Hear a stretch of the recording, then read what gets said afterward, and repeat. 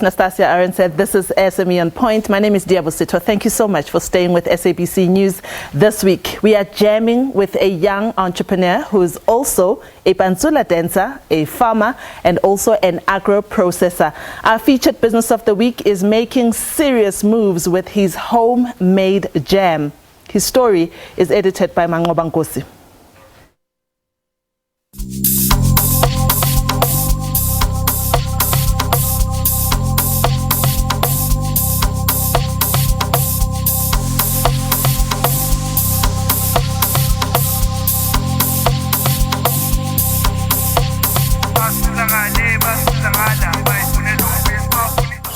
Liabo is a 22-year-old pantsula dancer who decided to take his moves to a higher level.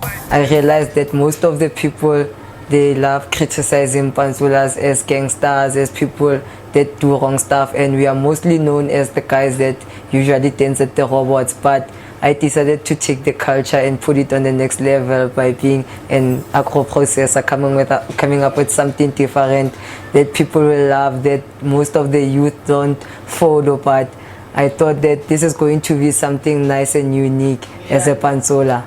Liabo's grandparents were instrumental in shaping his young mind into an entrepreneurial and agricultural one. That encouraged him to pursue a jam-making business. Started sharing the idea with my grandfather. Then he gave me a task to go to the garden and go work alone.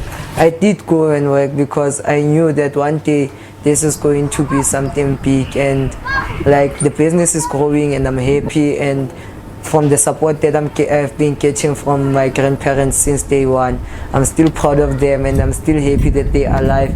I'm so praying that one day, if maybe I have, one day when I get successful, when I have a big factory, a big land where I'll be planting all my vegetables, having tunnels where I will be planting tomato throughout the year, they will be there to see what they have taught their young boy.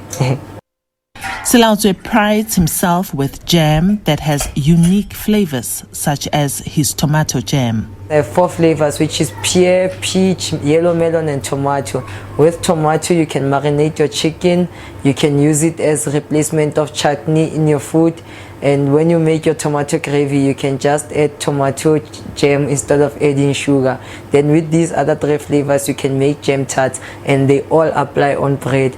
And here Mukasi, I've heard some people saying you can even eat this jam with the fat cakes, and like that's something amazing. And you can even do your ribs, because ribs usually have sugar, so you can do your ribs with the yellow melon one. I prefer yellow melon when doing ribs. Liabo markets his jam on the streets where he also dances, and he's prioritized selling to his community of Orange Farm, going door to door and also taking advantage of social media. He says if one wants to start a business, they shouldn't rely on big funding. I see success because it takes effort, it takes time, and you have to hustle, sell, and each time you're selling, don't always think that you have to eat money. You have to save money, invest in your stock, and knock out there, look for sponsors, and you will get people that will sponsor you. Liabo Setho, SABC News, Johannesburg.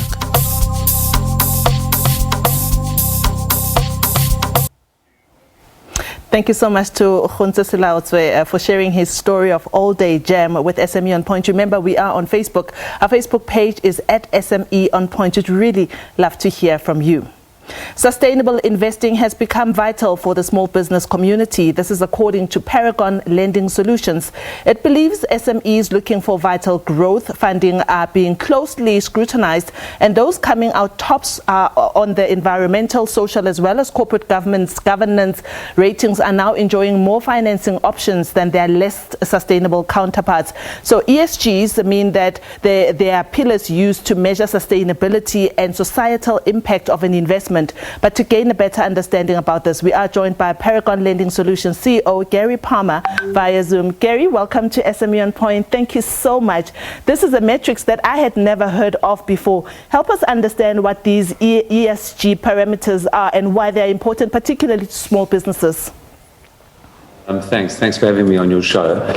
Firstly, it stands for environmental, is the one, that's the E, social, and corporate governance. The governance is the G, so ESG. Now, in the past, when you used to apply to your financial institution or your bank for funding, it was pretty standard what you used to show them. You used to just show them your turnover and your profits and say, please provide me funding because I can service you.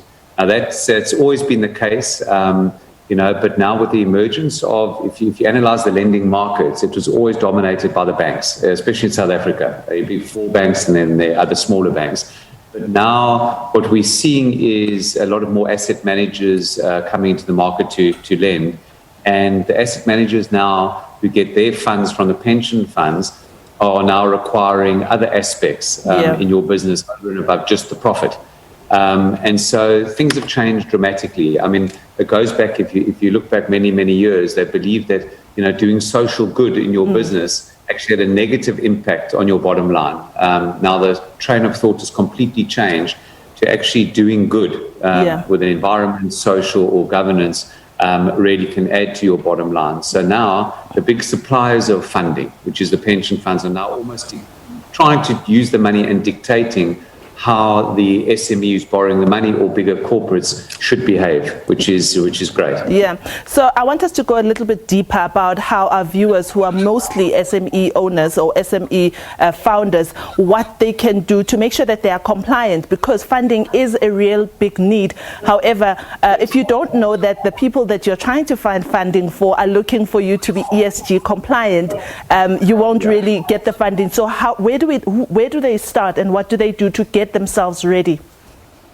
I mean, I think this conversation is, I wouldn't call it premature, but I think it's worth your listeners knowing that there's not too much stress on SMEs at the moment, but it is coming. I can just tell you. So the big corporates are facing this every single day. But what's going to happen is there's going to be a period of transition where it's eventually going to filter to the SMEs. And those SMEs, and we'll get into the detail now, that start thinking about ESG and start applying some of the principles to their business will be able to attract funding in the future where they can't get it now, which will be a big competitive advantage. So we're going to get a little bit detailed. What it means is I'll give you an example. So Paragon Lending Solutions, we're a lender and we lend to SMEs. We get funding from the big institutions who are now starting to say to us, we'll give you the funding on condition that you can explain to your clients and instill certain policies and procedures in their business that will promote the community at large and not just their bottom line. So there's a questionnaire, there's an ESG questionnaire, but if I just go through it maybe point by point. So environment, what does that cover? And we all know that environment, everyone's speaking around climate change, waste management, water consumption, but if clean energy and all of that, Exactly, 100% right. So if you can have your business and you can make a decision, well, maybe, let's put solar, use solar for our energy consumption. There are certain businesses that in the old days they used to pollute the rivers. I mean, there's no chance that you're going to ever get funding going forward. For that kind of business.